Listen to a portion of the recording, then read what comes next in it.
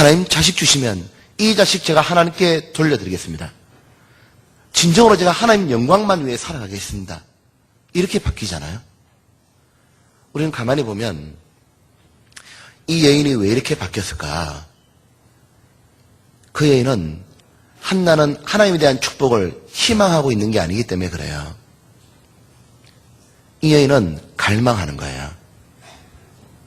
희망이라고 말하는 것은 이런 거죠. 어릴 때 보면 장래희망 뭐냐고 묻잖아요. 그럼 장래희망을 적으면 뭐 적습니다. 근데 나중에 보면 그대로 된 사람 거의 없어요. 왜 그렇죠? 희망은 되면 좋고 안 되면 그만이고, 신앙은 그런 게 아니라는 거죠.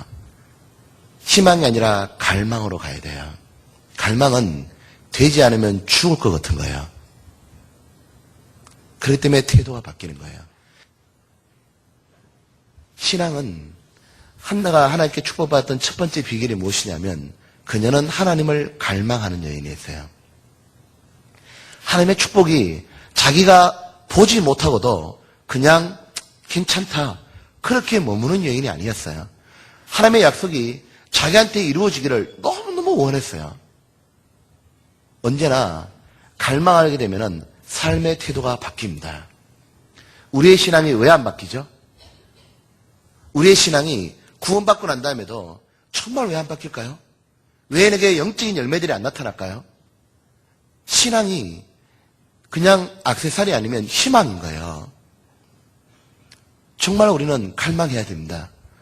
이 갈망하게 되면 내 삶의 태도가 바뀌는 것뿐만 아니라 두 번째는 이 갈망하는 자는 너무도 중요한 사실인 하나님의 관심을 사로잡아요. 하나님이 사람에게 관심을 갖지 않으면 그는 희망이 없어요. 사람이 하나님께 관심 대상이 딱 되기 시작하면 그는 하나님의 만져주심이 있고 그는 분명히 하나님의 작품으로 걸작으로 바뀌기 시작합니다. 반드시 주님이 만나주는 사람은 어떤 사람이냐면 주님 앞에 갈망하는 사람이에요.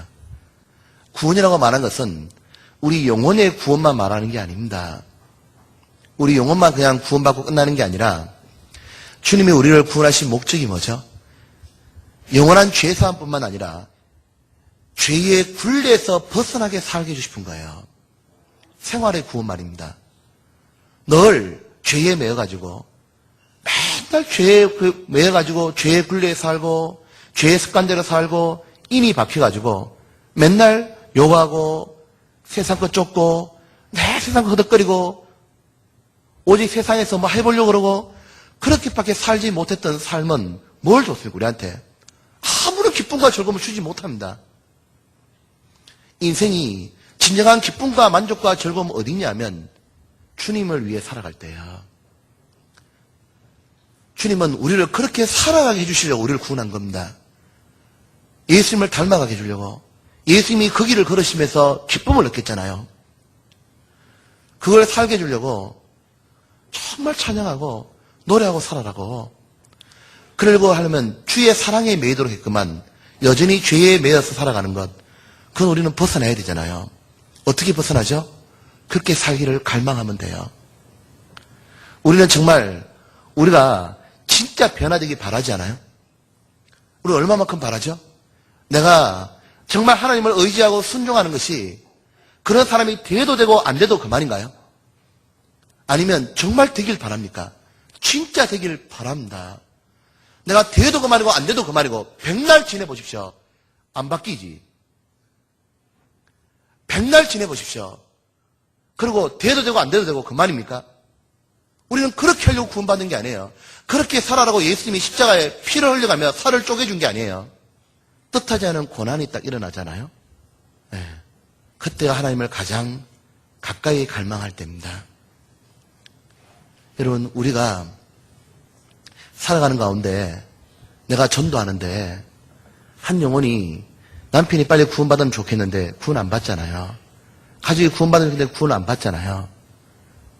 하면 할수록 계속 신앙생활 하고 싶은데 고난이 있고 핍박이 있고 구원을 안 받아가고 점점 거리는 더 멀어져 가는 것 같고 뜻하지 않는 고난들이 경제적으로도 오고 설상가상으로 엎친 데 덮친 대로 계속 올 때, 그럴 때일수록 뭐죠? 더욱 뭐죠? 하나님을 갈망할 때입니다.